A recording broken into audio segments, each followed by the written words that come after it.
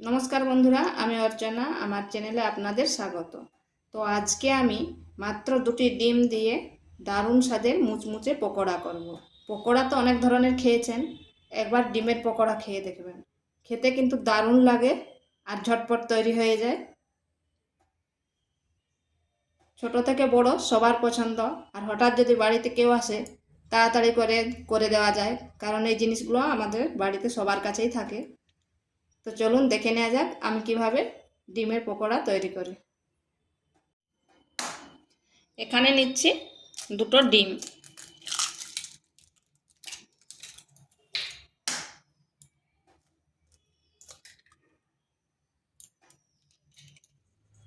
এখানে দিচ্ছি সামান্য লবণ। লবণ দিয়ে ডিমটা ভালোভাবে ফেটিয়ে নিচ্ছি।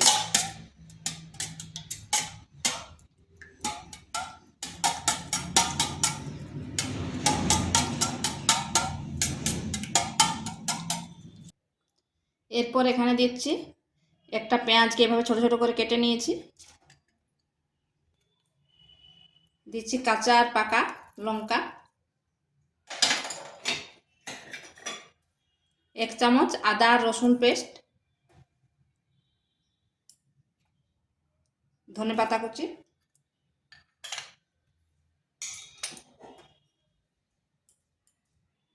সামান্য পরিমাণ হলুদ, 1/2 চামচ জিরা গুঁড়ো, 1/2 চামচ ধনে গুঁড়ো আর লঙ্কার গুঁড়ো। লঙ্কার গুঁড়োটা আপনারা আপনাদের আন্দাজ মতো দিবেন। এরপর ভালোভাবে এগুলো মিশিয়ে নিচ্ছি।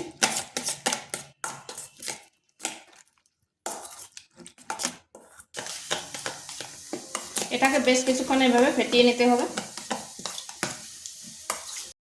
এটা হয়ে গেছে। এরপর এখানে দিচ্ছি 3 চামচ বেসন আর দিচ্ছি চালের গুঁড়ো। এরপর ভালোভাবে এগুলো মিশিয়ে নিচ্ছি।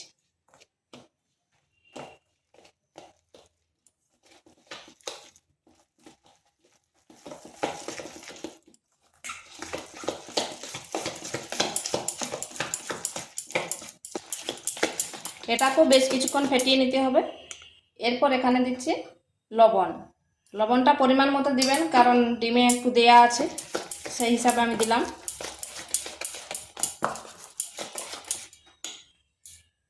আর দিচ্ছি 1 চিমটে খাওয়া সোডা। এরপর ভালোভাবে মিশিয়ে নিচ্ছি।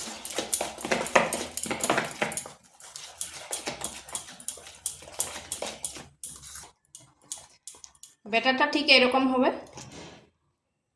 আমি কিন্তু এখানে কোনো জল দিইনি।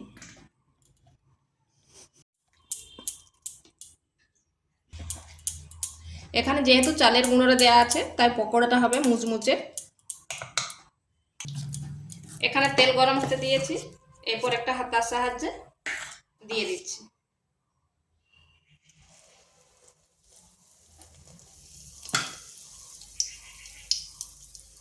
দেখুন কত সুন্দর ফুলে উঠছে।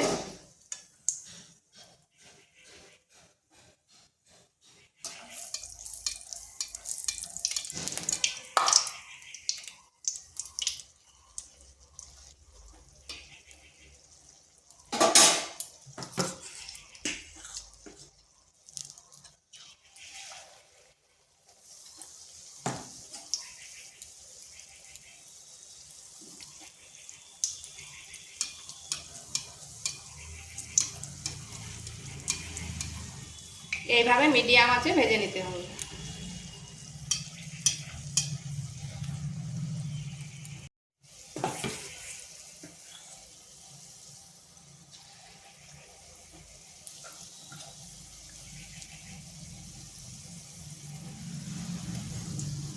এগুলা কিন্তু একসাথে অনেকগুলো করা যায়।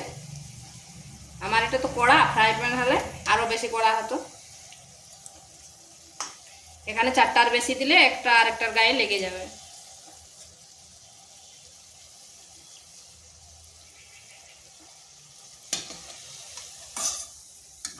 এগুলো হয়ে গেছে, দেখুন কি সুন্দর হয়েছে। এইভাবে আমি সবগুলো ভেজে নিচ্ছি। এগুলো মিডিয়াম আছে, একটু সময় নিয়ে ভাজতে হবে। এইভাবে নেড়ে চেড়ে ভেজে নিতে হবে।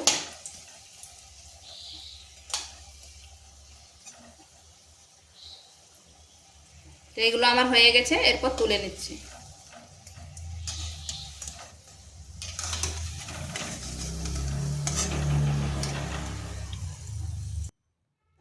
তো বন্ধুরা, এগুলো আমার হয়ে গেছে। দেখুন কত সুন্দর হয়েছে, উপরটা মচমচে আর ভিতরটা কিন্তু নরম, আর খেতে দারুণ লাগে।